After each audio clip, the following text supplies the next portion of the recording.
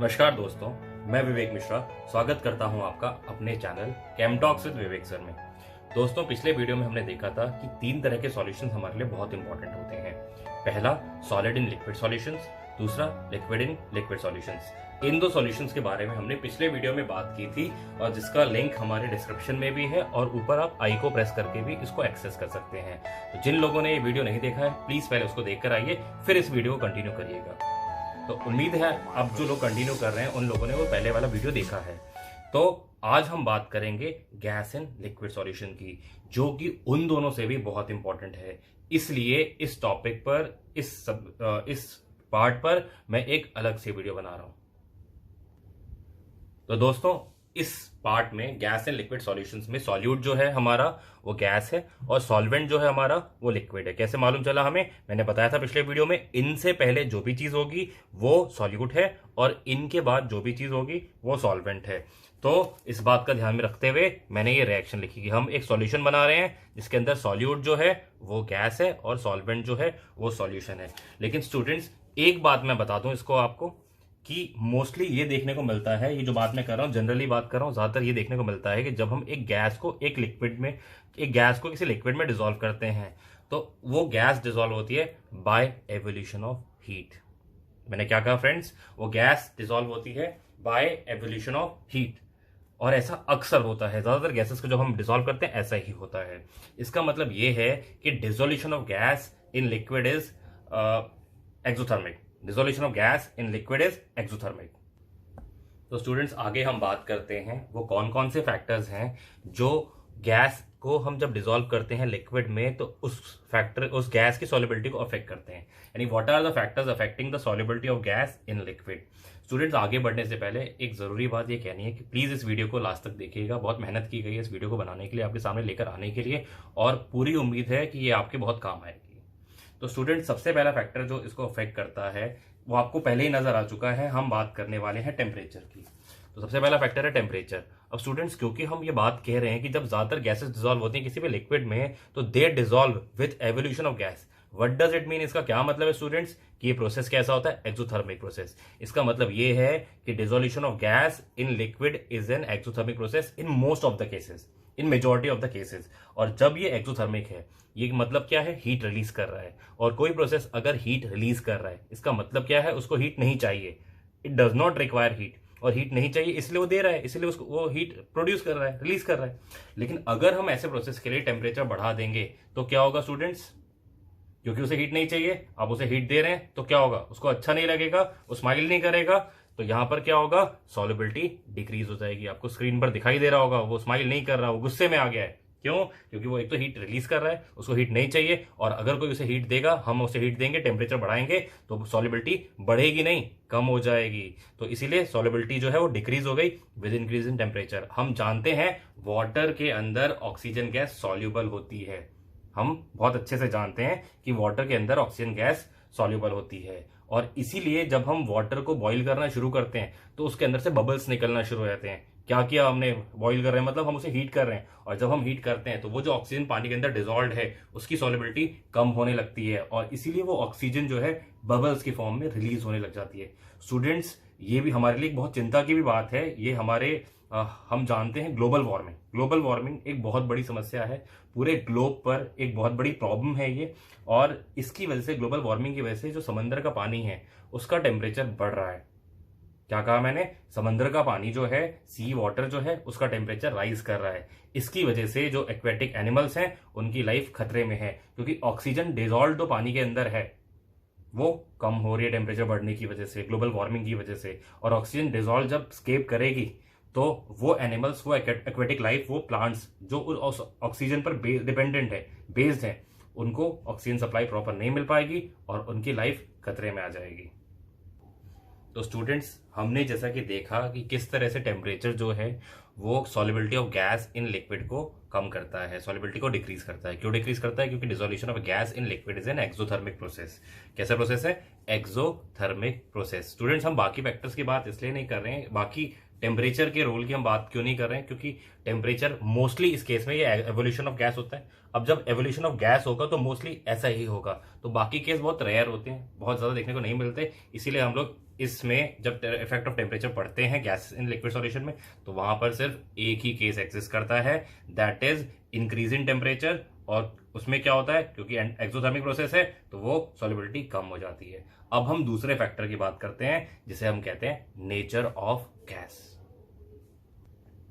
तो दोस्तों आइए अब हम दूसरे फैक्टर की बात करते हैं जो अफेक्ट करता है solubility of gas in liquid, और वो है नेचर ऑफ गैस। जी हाँ, तो नेचर के हिसाब से अगर हम बात करें तो गैसेस दो तरह की होती है, एक जो टेम्परेरी हो और एक जो परमानेंट हो। एक जो टेम्परेरी हो और एक जो परमानेंट हो। टेम्परेरी गैस टेम्परेरी क्यों होती है, क्योंकि वो लिक्विफेबल होती है। कैसी होती है, लिक्विफेबल होती है। जबकि परमानेंट गैस जो है वो परमानेंट क्यों होती है, क्यों उसे परमानेंट कहा गया, क्योंकि वो गैस ही रहेगी, वो लिक्विफाई नहीं होगी, इसीलिए हम उसे परमानेंट गैस कहते हैं। यानी कि नॉन लिक्विफेबल गैसेस जो हैं वो परमानेंट गैसेस कहलाती हैं, जबकि जो गैसेस लिक्विफेबल हो वो टेम्परेरी कहलाती हैं। तो स्टूडेंट्स टेम्परेरी गैसेस जो है वो लिक्विफेबल क्यों होती हैं, जबकि परमानेंट गैसेस जो है वो नॉन लिक्विफेबल क्यों होती है। तो इसको समझाने के लिए मैं आपको एक पॉइंट और इसमें ऐड करता हूं। जो टेम्परेरी गैसेस होती हैं स्टूडेंट्स, उनका क्रिटिकल टेम्परेचर हाई होता है, और जो परमानेंट गैसेस होती हैं उनका क्रिटिकल टेम्परेचर लो होता है। ऐसा क्यों, तो आपको पता होगा, हमने क्रिटिकल टेम्परेचर हमने पढ़ा हुआ है। क्रिटिकल टेम्परेचर क्या होता है, क्रिटिकल टेम्परेचर एक ऐसा मिनिमम टेम्परेचर होता है जिस टेम्परेचर के ऊपर आप कितना भी प्रेशर अप्लाई कर दें गैस लिक्विफाई नहीं होगी। यानी अगर कोई गैस अपने क्रिटिकल टेम्परेचर तक पहुंच गई तो उस पर आप कितना भी प्रेशर अप्लाई कर दें, आपकी गैस जो है वो लिक्विफाई नहीं होगी। यानी critical temperature is the minimum temperature above which a gas will not liquefy whatsoever the pressure is applied over it. Whatsoever the pressure is applied over it. तो स्टूडेंट बात करते हैं कि लिक्विफेबल के लिए ही क्रिटिकल टेम्परेचर हाई क्यों होता है और नॉन लिक्विफेबल के लिए क्रिटिकल टेम्परेचर लो क्यों होता है। स्टूडेंट्स, एक बाग में दो पेड़ लगे हुए हैं आम के। एक पेड़ पर आम जो है वो बहुत ऊंचे हैं, जबकि दूसरे पेड़ पर आम जो है वो बहुत ऊंचे नहीं है। हमने देखा है कई बार आम बहुत नीचे भी लगे होते हैं कि लोग चलते फिरते ही आमों को पकड़ सकें, छोड़ और तोड़ सकें। तो एक पेड़ पर आम काफी ऊंचे लगे हुए हैं और एक पेड़ पर आम नीचे लगे हुए हैं, और दोनों ही पेड़ रोड के किनारे पर हैं। अब लोग वहां से आते रहते हैं, गुजरते रहते हैं। आप मुझे खुद सोचकर बताइए कि कौन से पेड़ के आमों को तोड़ना आसान है, कौन से पेड़ के आमों को तोड़ना ज्यादा आसान है। तो स्टूडेंट्स, मेरे ख्याल से तो वो आम के पेड़ से आम तोड़ना आसान है जिसके आम काफी नीचे लटके हुए हैं। जी हाँ, तो अब जो आम नीचे लटके हुए वो आराम से टूट जाएंगे। अब यहां पर हम बात कर रहे हैं क्रिटिकल टेम्परेचर क्या होता है, एक मिनिमम टेम्परेचर जिसके ऊपर गैस लिक्विफाई नहीं होगी, और जो गैस लिक्विफाई नहीं हो रही वो उस क्रिटिकल टेम्परेचर तक नहीं पहुंच पा रही, तभी वो लिक्विफाई नहीं हो रही। तो इसका मतलब ये, और क्यों नहीं पहुंच पा रही, क्योंकि वो ऊपर है। ऊपर वाले आम क्यों नहीं टूटे, क्योंकि वो ऊंचे हैं, उस तक पहुंचना मुश्किल था। इसीलिए तो हम ऐसा कह सकते हैं कि इसका क्रिटिकल टेम्परेचर हाई है, इसीलिए क्रिटिकल टेम्परेचर हाई है, इसीलिए गैस जो है आसानी से उसके क्रिटिकल टेम्परेचर तक नहीं पहुंच पा रही, और इसीलिए गैस कैसी है, लिक्विफेबल, क्योंकि क्रिटिकल टेम्परेचर हाई है और वो इसलिए लिक्विफाई हो जा रही है। जबकि दूसरी गैस, परमानेंट गैस की बात करें तो क्योंकि उसका क्रिटिकल टेम्परेचर लो है, तो लो क्रिटिकल टेम्परेचर होने की वजह से गैस अक्सर अपने क्रिटिकल टेम्परेचर को क्रॉस कर जाती है, और क्रॉस करने की वजह से वो गैस अगर क्रिटिकल टेम्परेचर को क्रॉस कर गई तो लिक्विफाई नहीं होगी, क्योंकि क्रिटिकल टेम्परेचर यही डेफिनेशन कहता है, यही बात पे डिपेंडेंट है, तो वो लिक्विफाई नहीं होगी। इसलिए हम उसे नॉन लिक्विफेबल या फिर परमानेंट गैसेस कहते हैं। तो फ्रेंड्स, टेम्परेरी गैसेस टेम्परेरी क्यों कहलाती हैं, क्योंकि वो लिक्विफेबल हैं। अपनी स्टेट, गैशियस स्टेट में वो ज्यादा देर तक नहीं रहती हैं, आसानी से लिक्विफाई हो जाती हैं। और आसानी से लिक्विफाई क्यों हो जाती हैं, क्योंकि उनका क्रिटिकल टेम्परेचर जो है हाई है, और हाई होने की वजह से वो क्रिटिकल टेम्परेचर तक पहुंच नहीं पाती। अब क्रिटिकल टेम्परेचर हाई है तो इससे क्या मतलब बनता है, लिक्विफेबल गैस है, लिक्विफेबल गैस यानी लिक्विफाई हो जाएंगी। आप स्टूडेंट्स खुद सोचकर बताइए कि लिक्विड ज्यादा सॉल्युबल होगा पानी के अंदर, लिक्विड के अंदर, या गैसेस। ये लिक्विड है क्योंकि लिक्विफेबल है, ये गैस है क्योंकि नॉन लिक्विफेबल है। नॉन लिक्विफेबल है तो ये गैस होगी, तो ये गैस डिसॉल्व कर रहे हैं हम लोग पानी के अंदर, और ये लिक्विड डिसॉल्व कर रहे हैं हम लोग पानी के अंदर। कौन ज्यादा सॉल्युबल होगा स्टूडेंट्स, तो जाहिर सी बात है ज्यादा सॉल्युबल कौन होगा, तो जो लिक्विड होगा, यानी जिसका क्रिटिकल टेम्परेचर हाई होगा, जो लिक्विफेबल होगी, और जो टेम्परेरी गैस होगी। और जबकि कम सॉल्युबल कौन होगा, जिसका क्रिटिकल टेम्परेचर लो होगा, जो नॉन लिक्विफेबल गैस होगी, और जो यानी कि परमानेंट गैस होगी। तो स्टूडेंट्स, मोर सॉल्युबल और लेस सॉल्युबल गैसेस के अगर हम एग्जांपल देखें तो ज्यादा सॉल्युबल कौन होंगी? जो टेम्परेरी होंगी। और टेम्परेरी गैसेस क्यों टेम्परेरी गैसेस कहलाती हैं, आप इनके एग्जांपल को देख के भी समझ सकते हैं। ये सारी वो गैसेस हैं जो हमें एटमॉस्फेयर में नहीं मिलती। जी हाँ, हमें एटमॉस्फेयर में नहीं मिलती। क्यों? क्योंकि वो टेम्परेरी गैसेस हैं, जबकि ये परमानेंट गैसेस हैं। और परमानेंट गैसेस नॉन लिक्विफेबल है, गैस की फॉर्म में एग्जिस्ट करती हैं। और गैस की फॉर्म में एग्जिस्ट करती हैं क्योंकि इनका क्रिटिकल टेम्परेचर लो है, लेस सॉल्युबल है ये, और ये हमें एटमॉस्फेयर में गैस की फॉर्म में मिलती हैं। तभी ये कैसे कहलाएं? परमानेंट, क्योंकि गैस की फॉर्म में एटमॉस्फेयर में रहती हैं। जबकि ये रिएक्शंस के दौरान बनती हैं, डिफरेंट चेंजेस के दौरान फॉर्म होती हैं, नेचर में एग्जिस्ट नहीं करती, क्योंकि ये गैसेस कैसी हैं? टेम्परेरी गैसेस हैं। इनका क्रिटिकल टेम्परेचर हाई होता है और हाई क्रिटिकल टेम्परेचर होने की वजह से इनकी सॉल्युबिलिटी जो है वो काफी ज्यादा होती है as compare to these gases, permanent gases. तो स्टूडेंट्स, अभी हमने देखा कि कौन कौन से दो फैक्टर जो हैं वो अफेक्ट करते हैं solubility of gas in liquid में। पहला था टेम्परेचर और दूसरा है नेचर। अब हम बात करेंगे तीसरे फैक्टर की, जो कि बहुत इंपॉर्टेंट है, बहुत ही ज्यादा इंपॉर्टेंट है, और जो है प्रेशर। क्या है? प्रेशर। तो प्रेशर का क्या इम्पैक्ट पड़ता है सॉल्युबिलिटी ऑफ गैस पर इन लिक्विड, ये हमें एक्सप्लेन किया 1803 में विलियम हेनरी ने। और उनकी इस एक्सप्लेनेशन को हम लोग हेनरीज लॉ के नाम से जानते हैं। जी हाँ, हेनरीज लॉ के नाम से जानते हैं। तो इस विलियम हेनरी की एक्सप्लेनेशन को आइए मैं समझाता हूं आपको। तो पहले हम इसको ग्राफिकली स्टडी करते हैं। वाई एक्सिस पर हमने प्रेशर लिया है, या इक्विलिब्रियम प्रेशर भी कहते हैं इसको, और एक्स एक्सिस पर हमने सॉल्युबिलिटी ली है। और जब हमने प्रेशर वर्सेस सॉल्युबिलिटी ग्राफ बनाया तो जो ऑब्जर्वेशंस थी, जो एक्सपेरिमेंट्स थे, वो ये शो करते हैं कि जितना हम लोग प्रेशर बढ़ाएंगे उतनी सॉल्युबिलिटी बढ़ेगी। या ऐसा कहें कि सॉल्युबिलिटी जो है वो डिपेंडेंट है किस पर? डायरेक्टली प्रोपोर्शनल किस पर? इक्विलिब्रियम प्रेशर पर। इसलिए जो हमें स्लोप मिला वो कैसा था? एकदम बिल्कुल स्ट्रेट लाइन था। तो इस ग्राफ की स्टडी करते हुए हम लोग ऐसा कह सकते हैं, देखते हुए हम ऐसा कह सकते हैं कि सॉल्युबिलिटी जो है वो डायरेक्टली प्रोपोर्शनल है इक्विलिब्रियम प्रेशर के solubility directly proportional to equilibrium pressure. और सॉल्युबिलिटी को एक्सप्रेस करने के लिए हम लोग कई सारे यूनिट्स लेते हैं, कई सारे फैक्टर्स लेते हैं, जैसे कि mass percentage, volume percentage, molarity, molality, normality, mole fraction and PPM. इन सभी के बारे में हम बहुत डिटेल में बात करेंगे अपने अगले आने वाले वीडियो में, जिसका नाम होगा यूनिट्स ऑफ कंसंट्रेशन। तो हम आते हैं वापस हेनरीज लॉ पर, और हेनरीज लॉ को हम देखकर ये कह सकते हैं कि solubility of gas in liquid is directly proportional to the pressure applied और vapour pressure of the gas over it. तो इसको हम थ्योरेटिकली डिफाइन करते हैं। तो कुछ इस तरह से है कि mole fraction of gas, solubility को एक्सप्रेस करने के लिए हमने कौन सी यूनिट ले ली? Mole fraction. हेनरीज लॉ में कौन सी यूनिट लेते हैं हम लोग? Mole fraction. तो mole fraction of the gas in solution is directly proportional to the partial pressure of the gas, directly proportional to the partial pressure of the gas in vapour phase. अब इसको हम mathematically अगर हम बात करें तो mole fraction of the gas is directly proportional to the partial pressure of the gas. Proportionality sign हटाया, एक कांस्टेंट आ गया 1/kh। kh क्या है? Henrys constant. kh क्या है? Henrys constant. हमने इसे यहां पे मल्टीप्लाई किया तो हमें मिल गया partial pressure of the gas is equal to Henry's constant into mole fraction of the gas. ये इक्वेशन हो गई हेनरीज लॉ की, ये थ्योरी हो गई हेनरीज लॉ की, और ये ग्राफिकल रिप्रेजेंटेशन हो गया हेनरीज लॉ का, जो हमें विलियम हेनरी ने 1803 में दिया था। तो मैंने स्टूडेंट बताया KH क्या होता है? Henrys constant. अब हम बात करें कि हेनरीज लॉ हेनरीज कांस्टेंट किन किन चीजों पर डिपेंड करता है। तो सबसे पहला फैक्टर है जिस पर हेनरीज कांस्टेंट डिपेंड करता है, और वो है नेचर ऑफ गैस। क्या है वो? नेचर ऑफ गैस पर KH डिपेंड करता है। स्टूडेंट, कैसे डिपेंड करता है ये आप लोग मुझे कमेंट सेक्शन में लिखकर बताइएगा। मैं आपको ऑलरेडी एक्सप्लेन कर चुका हूं।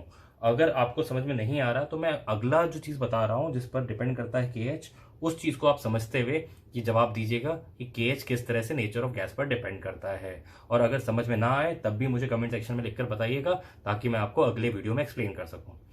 तो मैं चाहूंगा कि आप अभी जो मैंने पढ़ाया है उसको और नेचर ऑफ गैस इससे पहले जो पढ़ाया है उसको, दोनों को आपस में रिलेट करें और इस सवाल का जवाब फाइंड आउट करने की कोशिश करें कि कैसे KH डिपेंड करता है नेचर ऑफ गैस पर।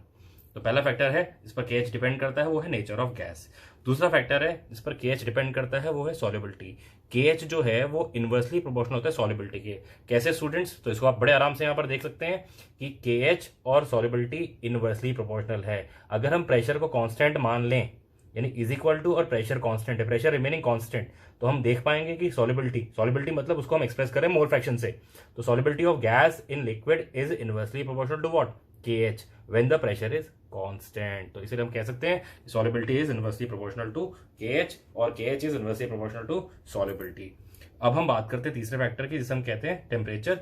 तो KH जो है वो टेम्परेचर के डायरेक्टली प्रोपोर्शनल होता है।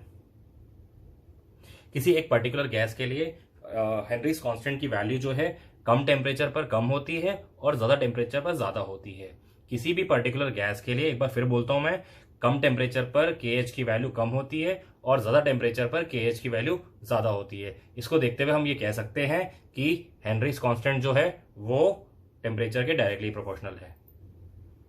दोस्तों 21 अगस्त 1986 की बात है, 21 अगस्त 1986 की बात है। सेंट्रल और वेस्टर्न अफ्रीका के बीच में, सेंट्रल और वेस्टर्न अफ्रीका के जॉइंट पर एक कंट्री है जिसका नाम है कैमरून, और कैमरून में एक लेक है जिसका नाम है लेक न्योस। क्या नाम है स्टूडेंट्स? Lake Nios. जी हाँ, मैं एक ट्रेजेडी की बात कर रहा हूं जो इस लेक न्योस के आसपास हुई 21 अगस्त 1986 में, जो कि पड़ती कहां पर है? कैमरून में। कैमरून खुद एक कंट्री है। तो लेक न्योस के आसपास हुआ क्या कि अचानक 1.6 million ton of CO2 gas evolve हुई इस लेक से। जी हाँ, इस लेक से 1.6 मिलियन टन CO2 इवॉल्व हुई। उस CO2 के इवोल्यूशन की वजह से हुआ क्या कि आसपास के रीजन में जो गैस है वो 100 किलोमीटर पर आवर की स्पीड से फैल गई। 100 किलोमीटर प्रति घंटे की रफ्तार से जो 1.6 मिलियन CO2 गैस इस लेक ने उगली थी, 21 अगस्त 1986 को वो आसपास के 25 किलोमीटर के रेडियस में फैल गई, और जिसकी वजह से 25 किलोमीटर के रेडियस में 1700 से ज्यादा इंसान मारे गए, जबकि 3500 से ज्यादा पशुधन यानी लाइफ स्टॉक खत्म हो गया। जी हाँ, 1700 और 3500, मोर देन 5000 जाने चली गई जानवरों की और इंसानों की सिर्फ एक दिन में। और उस ट्रेजेडी को नाम दिया गया लेक न्योस ट्रेजेडी, जो आज भी इतिहास की सबसे बड़ी दुर्घटनाओं में से एक है। साइंटिस्टों ने बहुत पता लगाने की कोशिश की और अंत में वो इस निष्कर्ष पर पहुंचे कि इस लेक न्योस ट्रेजेडी का जो मेन कारण था वो हेनरीज लॉ में छुपा हुआ है। जी हाँ, हेनरीज लॉ ही है जो इस ट्रेजेडी के रीजंस को एक्सप्लेन करती है। माना यह जाता है कि इस लेक के बेड में जो है वॉल्केनिक इरप्शंस हुए, और वो वॉल्केनिक इरप्शंस की वजह से million of tons of CO2 gas जो है वो वाटर में डिसॉल्व हो गई, क्योंकि उस लेक के आसपास के रीजन में जो प्रेशर होता है वो हाई होता है, और हम जानते हैं high pressure high solubility according to Henry's law. तो हाई प्रेशर और की वजह से वो जो CO2 गैसेस जो लेक के बेड से रिलीज हुई थी वो उसी लेक के पानी में डिसॉल्व हो गई, million of tons of CO2 gas. जी हाँ, लेकिन अचानक 21 अगस्त 1986 को, हम जानते हैं एयर प्रेशर कभी कभी बढ़ जाता है, कभी कभी कम भी हो जाता है, तो 21 अगस्त 1986 को हवा का दबाव कम होने की वजह से वहां पर जो CO2 गैस डिसॉल्व थी पानी के अंदर वो इवॉल्व होने लगी, और सडनली बहुत ज्यादा जो है वो इवॉल्व हो गई, जिसकी वजह से आसपास के 5000 से ज्यादा लिविंग ऑर्गेनिजम्स जो हैं खत्म हो गए एक ही दिन में, और ये इतिहास की सबसे बड़ी दुर्घटनाओं में शुमार हो गई, शामिल हो गई। और इसको एक्सप्लेन करने का सबसे बड़ा तरीका क्या है, कैसे ये हुआ, तो हम यहाँ पे कह सकते हैं हेनरीज लॉ की मदद से हम इसे एक्सप्लेन करते हैं। High pressure high solubility, low pressure low solubility. तो जब तक हाई प्रेशर था तब तक तो CO2 गैस डिसॉल्व थी उसी के अंदर, उसी लेक के अंदर, लेकिन जैसे ही प्रेशर लो हुआ सॉल्युबिलिटी गैस की कम हो गई और वो इवॉल्व होने लगी। तो इस लेक न्योस ट्रेजेडी को स्टडी करने में हम लोगों को सालों लग गए, और ये लेक न्योस ट्रेजेडी दोबारा ना हो, इससे बचाने के लिए साइंटिस्टों ने 2001 में एक डी गैसिंग ट्यूब लगाई इस लेक में। जी हाँ, एक डी गैसिंग ट्यूब लगाई। डी मतलब रिमूवल, गैस मतलब गैस, तो गैस का रिमूव करने वाली एक ट्यूब लगाई, जिसकी मदद से हम लोग लेक न्योस में डिसॉल्व जो कार्बन डाइऑक्साइड का अमाउंट है उसको हम धीरे धीरे कम करते रहते हैं, ताकि कभी भविष्य में अगर प्रेशर कम भी हो तब भी ज्यादा गैस डिसॉल्व ना रहे लेक के अंदर, जिससे कि नुकसान कम से कम हो। और ये हमने अपनी इतिहास में हुई दुर्घटनाओं से सीख कर ये बहुत ही ठोस कदम उठाया है, जो सबसे बड़ा कदम माना जाता है अभी तक वहां पर और ऐसी कोई दुर्घटना होने से रोकने का। तो अभी अभी मैंने आपको एक्सप्लेन किया लेक न्योस ट्रेजेडी को with the help of Henry's law. आइए अब हम कुछ एप्लीकेशंस की बात करें हेनरीज लॉ की, लेकिन उससे पहले एक बार फिर मैं आपको रिमाइंड करा दूं what is Henry's law. High pressure high solubility, low pressure low solubility, यानी प्रेशर अगर हाई होगा तो सॉल्युबिलिटी हाई होगी और अगर प्रेशर लो होगा तो सॉल्युबिलिटी लो होगी। इसकी सबसे पहली एप्लीकेशन ये है कि हम लोग जो सोडा वाटर बनाते हैं या कोल्ड ड्रिंक्स फॉर्म करते हैं, तो वैसे तो CO2 सॉल्युबल नहीं होती पानी में, डिजोल्व नहीं होती है पानी में, और अगर हम वाटर में डिजोल्व करने की कोशिश करते हैं तो CO2 जो है वो इवॉल्व हो जाती है वाटर से। तो सॉफ्ट ड्रिंक में हम लोग कैसे CO2 डिजोल्व करते हैं? सॉफ्ट ड्रिंक में हम लोग CO2 डिजोल्व करने के लिए सॉफ्ट ड्रिंक को हम लोग हाई प्रेशर पर पैक करते हैं, जिससे हाई प्रेशर पर पैक होने की वजह से CO2 गैस जो है उसके अंदर डिजोल्व हो जाती है। और जैसे ही वो ओपन किया जाता है बॉटल्स, कोल्ड ड्रिंक की बॉटल्स, तो क्योंकि ओपन करने पर प्रेशर जो है वो कम होता है, जिससे उसकी सॉल्युबिलिटी कम होने लगती है और उसके अंदर से गैसेस इवॉल्व होने लगती है। अब हम हेनरीज लॉ की दूसरी एप्लीकेशन की बात करते हैं।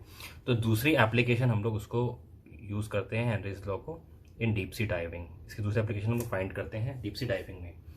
जो डीप सी डाइवर्स हुआ करते थे पहले, वो अपने साथ ऑक्सीजन के सिलेंडर्स जब लेकर जाते थे, तो जब वो डीप सी डाइविंग करते थे, तो क्योंकि जितना हम लोग डेप्थ में जाएंगे वाटर में उतना ज़्यादा हमारी बॉडी पर हाई प्रेशर पड़ता है। और हम जानते हैं हाई प्रेशर मतलब हाई सॉल्युबिलिटी, हाई प्रेशर मतलब हाई सॉल्युबिलिटी। तो हाई प्रेशर पड़ने की वजह से वो ऑक्सीजन जो अपने साथ सिलेंडर में डीप सी डाइवर्स लेकर जाते थे, वो उनकी बॉडी में ज़्यादा अमाउंट में डिजोल्व हो जाती थी, इतनी कि वो उसे यूज़ नहीं कर पाते थे। और जब वो ऊपर आते थे तो वो ऊपर आने की वजह से उनकी बॉडी पर लो प्रेशर पड़ना शुरू हो जाता था, और जिसकी वजह से जो ऑक्सीजन की सॉल्युबिलिटी है वो बॉडी में कम होने लगती थी, जिससे कि जो डिजोल्व ऑक्सीजन है वो रिलीज होने लगती थी और वो खून में बेंड्स फॉर्म कर लेती थी, खून में ब्लड में बेंड्स फॉर्म कर लेती थी। जी हाँ, इस सिचुएशन को नाम दिया गया डीकम्प्रेशन सिकनेस। इस सिचुएशन को नाम दिया गया डीकम्प्रेशन सिकनेस, जिसकी वजह से डीप सी डाइवर्स की जो बहुत ही दर्दनाक मौत हो जाती थी, बहुत बुरी तरह से मारे जाते थे बेचारे।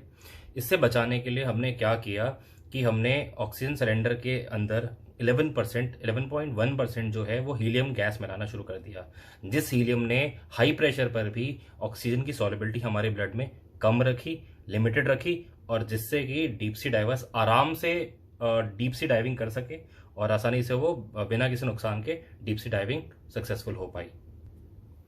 हेनरीज लॉ की थर्ड एप्लीकेशन हमें मिलती है हमारी बॉडी में।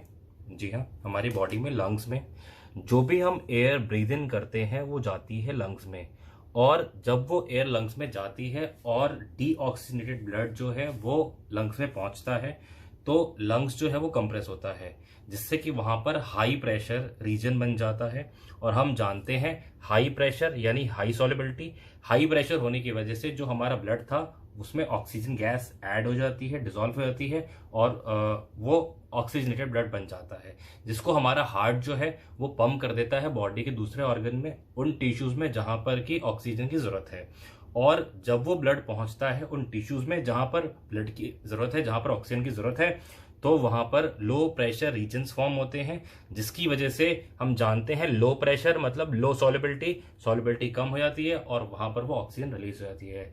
इस तरह से हमने देखा हाई प्रेशर हाई सॉल्युबिलिटी था लंग्स में, और लो प्रेशर लो सॉल्युबिलिटी था बॉडी के दूसरे ऑर्गन्स में जहां जहां पर ऑक्सीजन रिलीज थी। और यानी हम कह सकते हैं हेनरीज लॉ ने अपनी तीसरी एप्लीकेशन हमारी बॉडी में पाली। Students, fourth application of Henry's law बात करते हैं, जो कि क्लिम्बर्स और उन लोगों के लिए होता है जो हाई एल्टीट्यूड्स पर रहते हैं, हाई एल्टीट्यूड पर रहने वाले लोगों के लिए होता है। स्टूडेंट, जितना हम लोग डेप्थ में जाते हैं उतना हमारी बॉडी पर हाई प्रेशर लगता है एटमॉस्फेयर से, और जितना हम लोग एल्टीट्यूड्स पर जाते हैं, हाइट पर जाते हैं, उतना हमारी बॉडी पर जो प्रेशर है, एटमॉस्फेरिक प्रेशर है, वो कम होता चला जाता है, जो वेपर प्रेशर है वो कम होता चला जाता है। और क्योंकि हमारी बॉडी पर वेपर प्रेशर कम है तो ऑक्सीजन की स्कैरसिटी हमें फील होती है। जितना हम लोग एल्टीट्यूड्स पर जाते हैं हमारी बॉडी में ऑक्सीजन का डिसोल्यूशन अमाउंट जो होता है वो कम होता है, क्योंकि लो प्रेशर लो सॉल्युबिलिटी होता है, जिसकी वजह से हाई एल्टीट्यूड्स पर रहने वाले लोग या जो क्लिम्बर्स होते हैं वो एक खास तरह की सिचुएशंस का सामना करते हैं, जिसे हम लोग एल्टीट्यूड सिकनेस और या फिर साइंटिफिक टर्म्स में अगर बात करें तो एनॉक्सिया भी कहते हैं। तो यहाँ पर भी हमने देखा कि हाई एल्टीट्यूड में जितना हम एल्टीट्यूड्स पर ऊपर गए तो उतना प्रेशर जो था, एटमॉस्फेरिक प्रेशर जो था, वेपर प्रेशर जो था वो कम था, और जिसकी वजह से solubility of oxygen in our body, in our blood जो है वो कम हो गई, यानी लो प्रेशर लो सॉल्युबिलिटी। तो ये हमने देखी 4 एप्लीकेशंस किसकी, हेनरीज लॉ की। अब हम बात करते हैं लिमिटेशंस ऑफ हेनरीज लॉ की। तो हेनरीज लॉ की सबसे पहले लिमिटेशन है कि गैस को आइडियल बिहेव करना चाहिए, गैस को आइडियल गैसेस की तरह बिहेव करना चाहिए। और स्टूडेंट्स, गैस आइडियल बिहेव कर रही है, इसको समझने के लिए, इसको याद रखने के लिए सबसे अच्छी बात मैं ये बताता हूं कि गैस आइडियल बिहेव करती तब मानी जाती है जब गैसेस के पार्टिकल्स के बीच में फोर्स ऑफ अट्रैक्शन जो है वो नियरली नेग्लिजिबल हो। क्या कहा मैंने, गैसेस के पार्टिकल्स के बीच में, कंस्टिट्यूएंट पार्टिकल्स के बीच में जो फोर्स ऑफ अट्रैक्शन है वो इतनी कम हो कि हम कह सकते हैं कि फोर्स ऑफ अट्रैक्शन नहीं है, यानी नेग्लिजिबल हो। अब स्टूडेंट्स, ऐसा आप सोचिए, ऐसा कब होगा, ऐसा कब पॉसिबल है?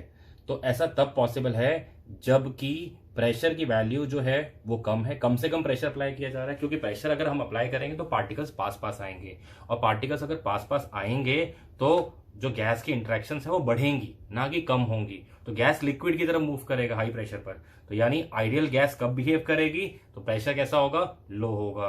प्रेशर लो होगा तो पार्टिकल्स मैक्सिमम दूरी पर होंगे, और मैक्सिमम दूरी पर होंगे और फोर्स ऑफ अट्रैक्शन भी लीस्ट या नेग्लिजिबल होगा।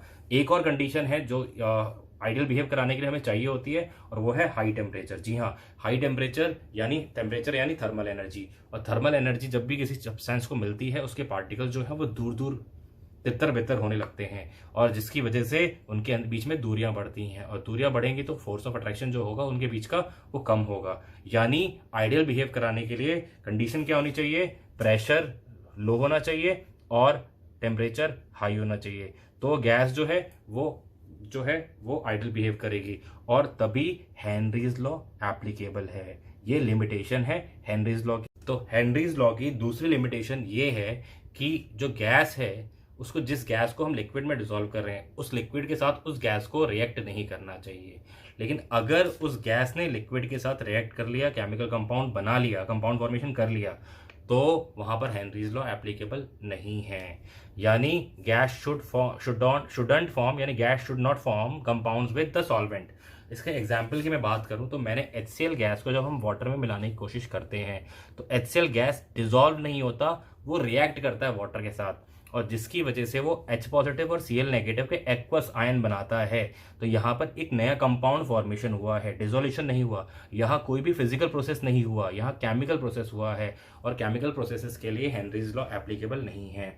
ऐसे ही हम लोग जब अमोनिया गैस को डिसॉल्व करने की कोशिश करते हैं वाटर में, तो अमोनिया गैस डिसॉल्व होने के बजाय वाटर से रिएक्ट कर लेती है और अमोनियम हाइड्रोक्साइड बनाती है, और वो अमोनियम हाइड्रोक्साइड फर्दर डिसोसिएट होकर अमोनियम आयन और हाइड्रोक्साइड आयन बनाता है।